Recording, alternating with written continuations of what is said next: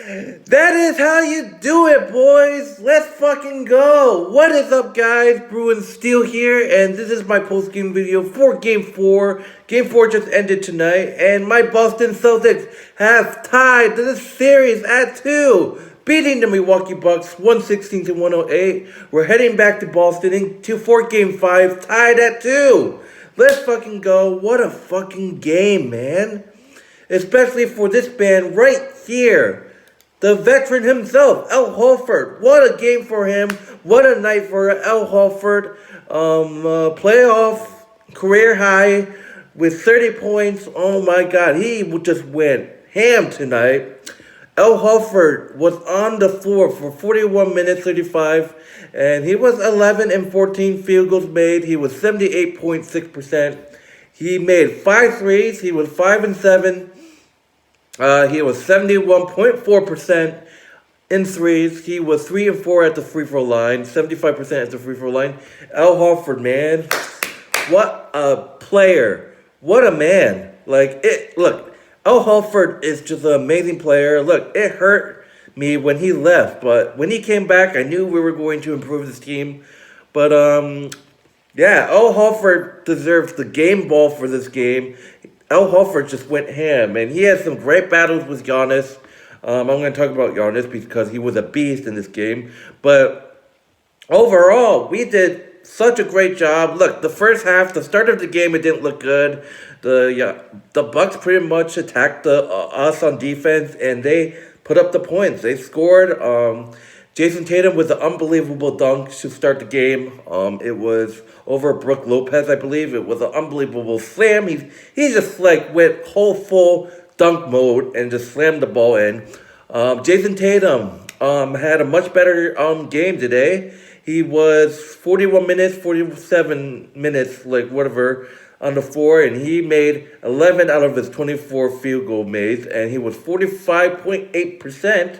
He was 3 and 10 for 3-pointers. He was only 30%. That's 30%. He was 5 and 6 in free throws made, and he was 83. He had 30 points. Not bad. He had 13 rebounds. 13 rebounds. Great for him. 11 were defensive rebounds and 5 assists. Jayson Tatum, 30 points. Better than Game 3, obviously. But going to the other players. Grant Williams, he was 3 and 9 in field goals made, 33.3%. He was 1 and 5 in threes, which is 20%. He was 2 and 2 for free throws made, which is 100%, obviously. And then he had 4 rebounds, 4 defensive rebounds, and he only had 9 points. He was pretty quiet, but he had a banger of a game in Game 3. He pretty much was a little bit quiet in this series, but he's overall... Grant Williams and Al Horford is the ones that you want to put on Giannis. Those two are great at guarding Giannis. Jaylen Brown had 18 points, and Marcus Smart had 18 points. Derek White had 11. Marcus Smart was 8 and 13 from the field goal made. That was 45.5% of field goals. And Jaylen Brown was 2 and 5 for 3-point made, which is not really good, 40%, and he was 6 and 6, 100% at the free throw line, 18 points. Marcus Smart, he was 8 and 13 in field goals, which is 61.5%, and he was 2 and 3 in shooting threes, which is 56.7%. And Marcus Smart did not go to the free throw line tonight, and he had 18 points. Derek White showed up today. He was 4 and 6 in free field goals made, and it was 66.7% field goals. He was 1 and 3 at threes, 33.3% for threes, and he was 2 and 2 at the free throw line, which is 100%. He had 3 defensive rebounds. He had 4, which is 11 points. Look, Derek White showed up in Game 3. He scored 14 points, and and he showed up to tonight. Peyton Pritchard. Not really a good game.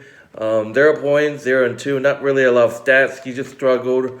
Daniel Tice, man, he was 0 and 5. He was just horrible. 0 and 5 there and 0 and 2. 0 and 5 in field goals attempts, and he was 0 and 0, and he kept going for threes. Well, he only had 2 3-pointers attempt. But Daniel Tice, that's not your specialty, Daniel Tice. You're big, man. We need you down low. And look.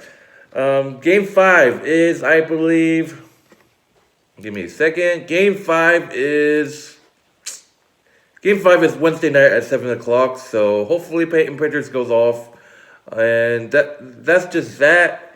Um, Jayson Tatum. Look, I'm gonna go over the stats, but I talked about this that the Celtics need to get their points in the paint working, and they improved. But going to the Milwaukee Bucks,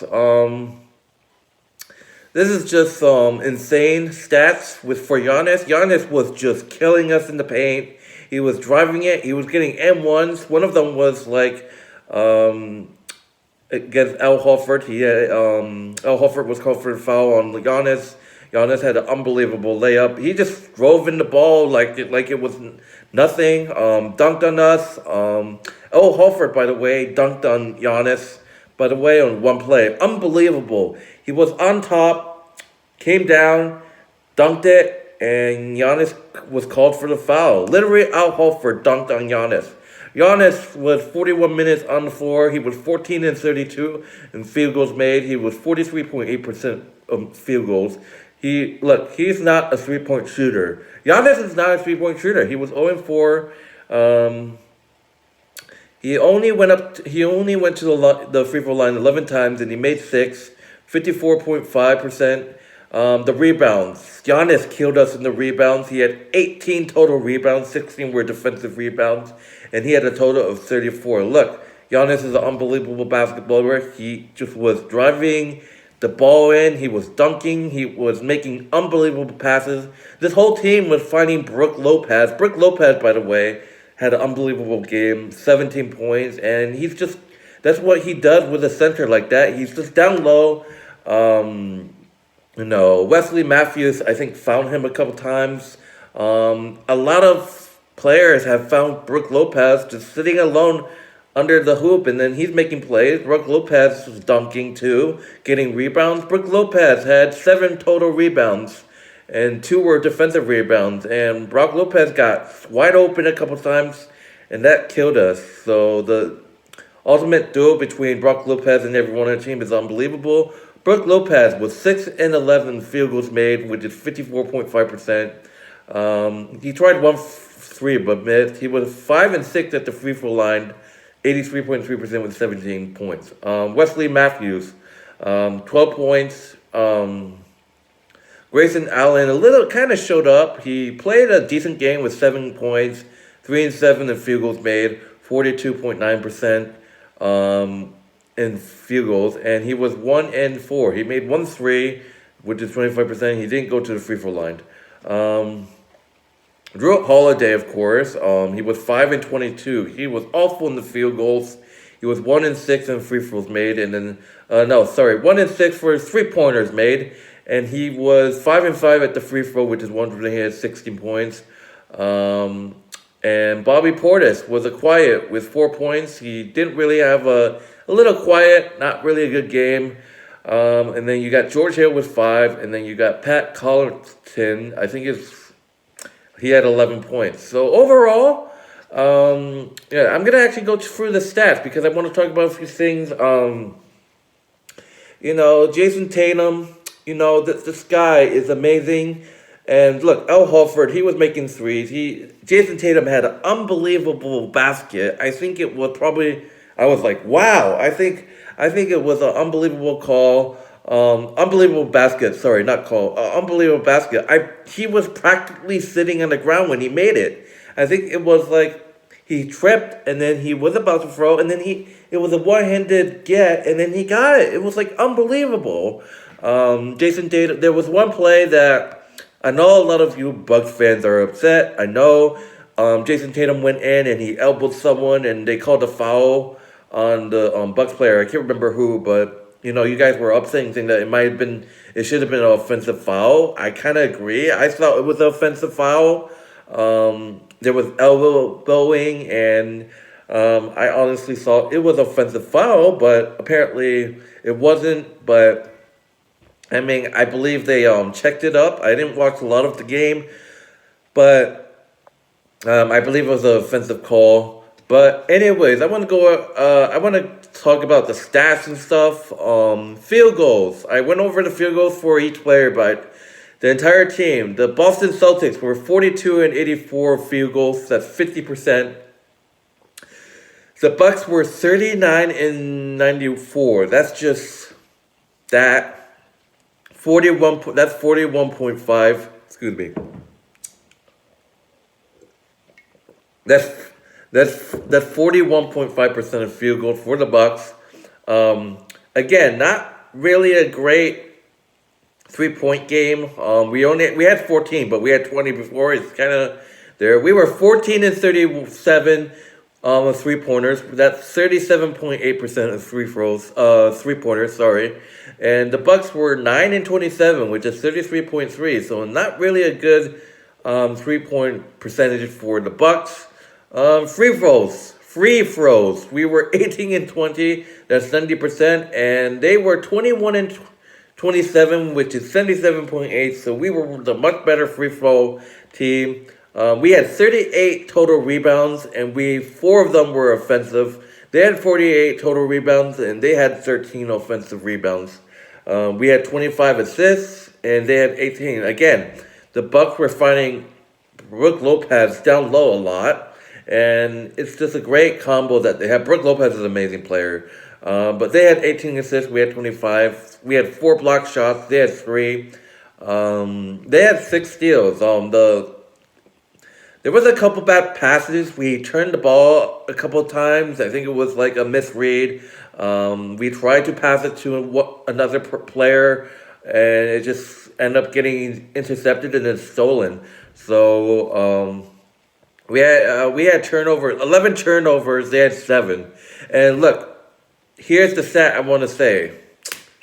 The Celtics actually improved in the points in the paint. We actually scored in the paint a little bit. We gotten better. We had 48 points in the paint. They had 52. At least they didn't kill us. This game, we actually redeemed ourselves. We actually made points in the paint.